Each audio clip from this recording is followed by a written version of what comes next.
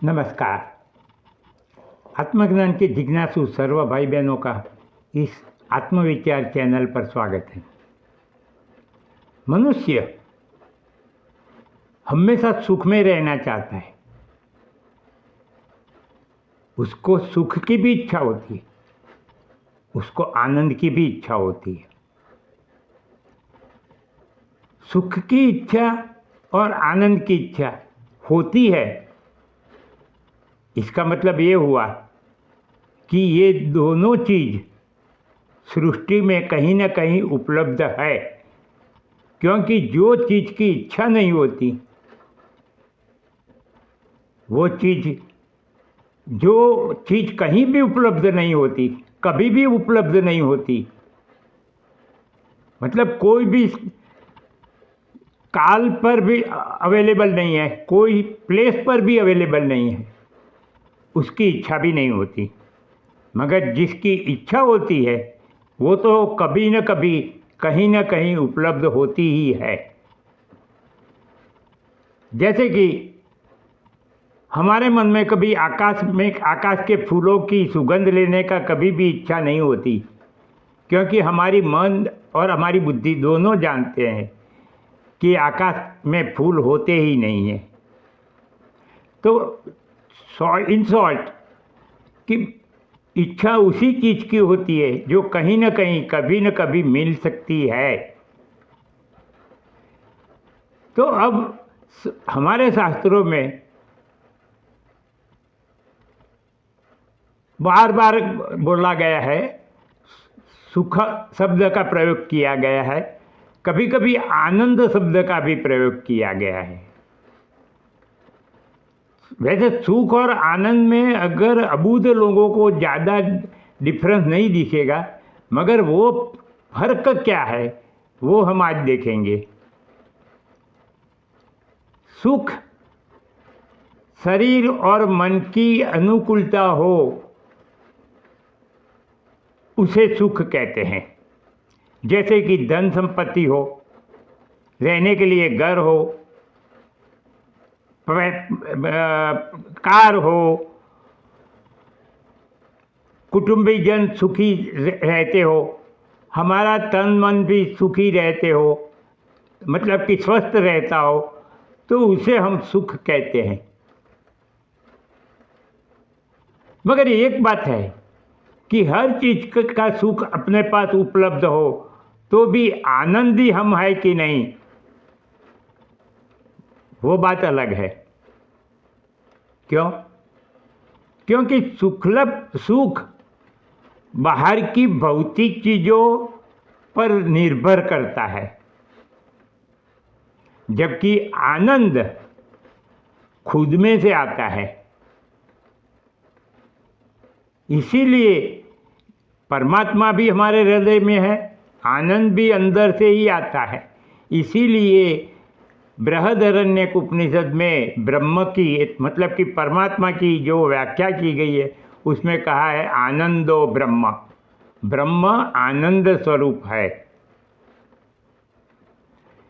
तो आनंद किसी चीज़ पर निर्भर नहीं करता, वो हमारे अंदर के आत्मा का आनंद है।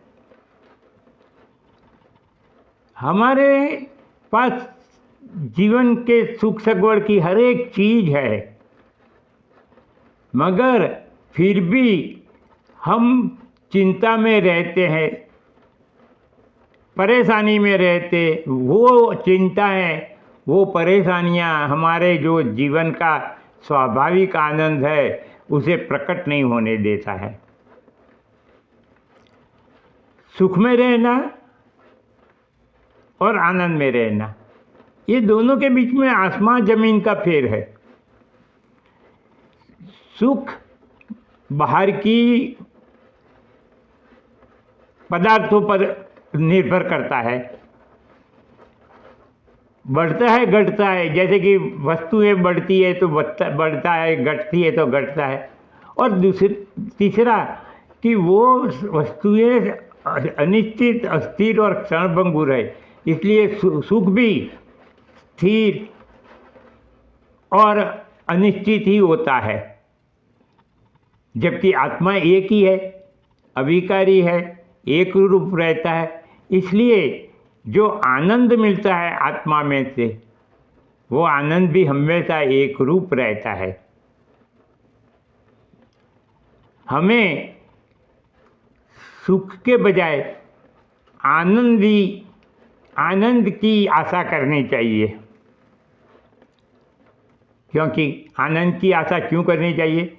क्योंकि आनंद जो आत्मा में से आता है वो एक रूप रहता है।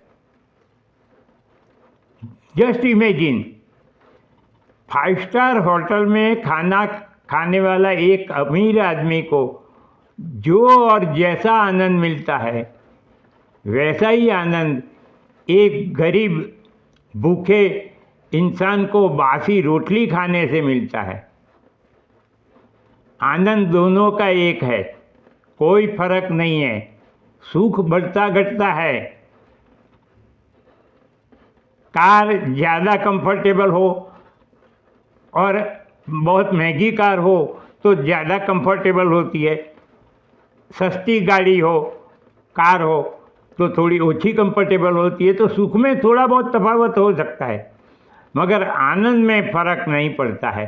हाँ, वस्तुओं में फ़र्क पड़ता है।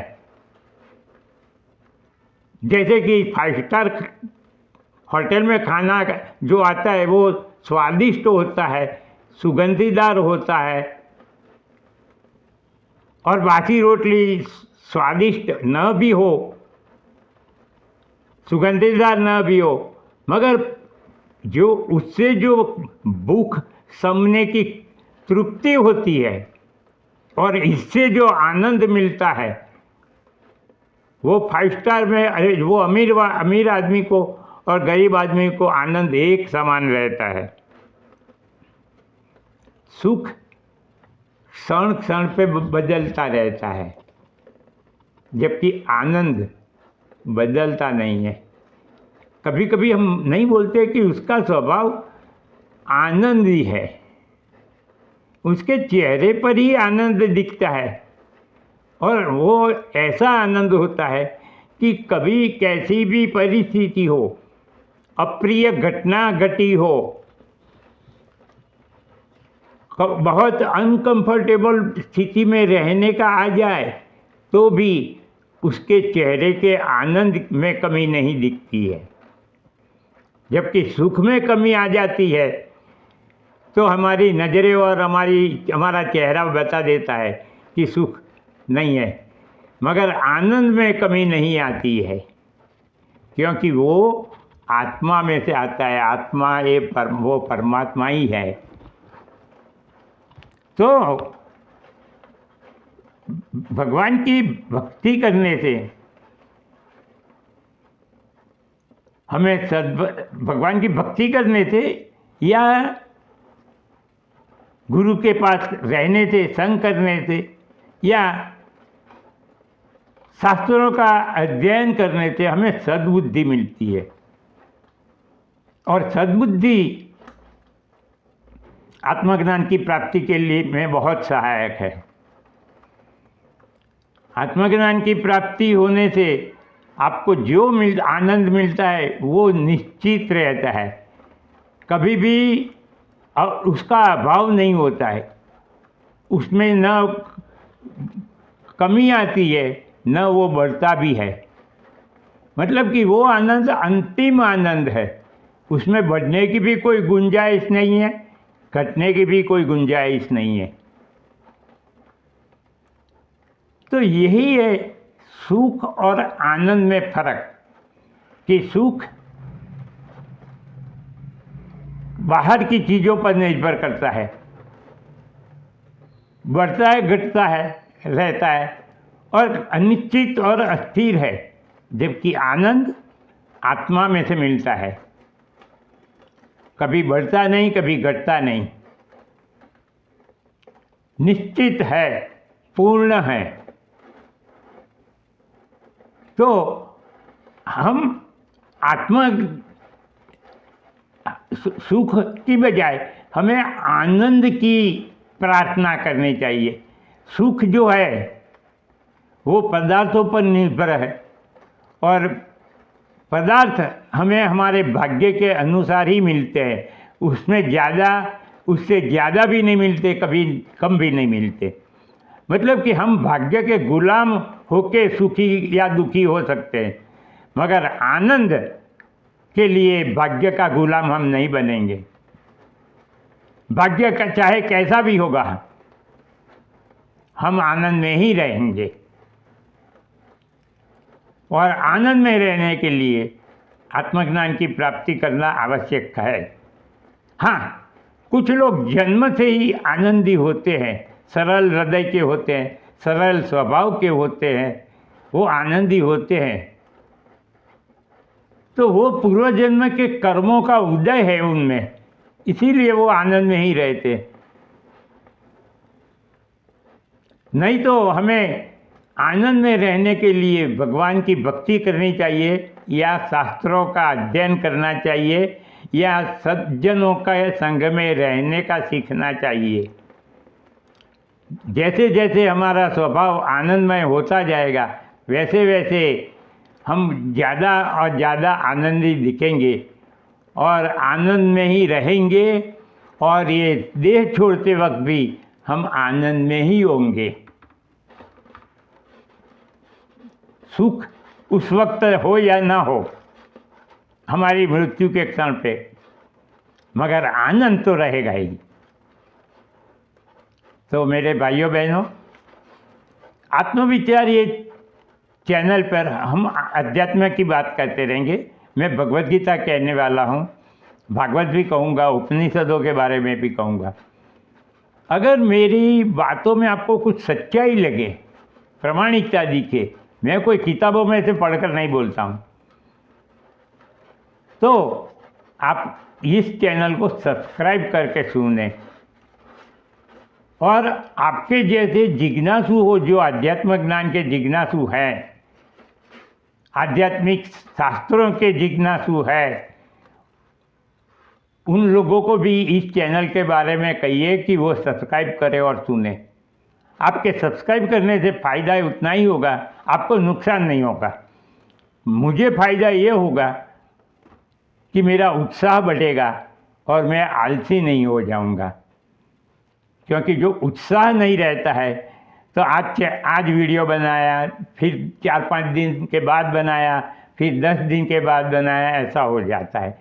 उसमें कंटिन्यूटी नहीं रहेगी और आपको भी सुनने का मज़ा नहीं आएगा। इसीलिए मैं कहता हूँ कि आप प्लीज़ सब्सक्राइब करिए और मेरा उत्साह बढ़ाइए। जब हम अगले वीडियो में मिलेंगे, उसमें हम ये देखने वाले हैं कि जगत कैसा है। वो 2 या 3 पार्ट में बनेगा, क्योंकि बहुत लंबा पड़ेगा वो वीडियो। मगर जब तक हम नए वीडियो में मिले, तब तक मेरा नमस्कार।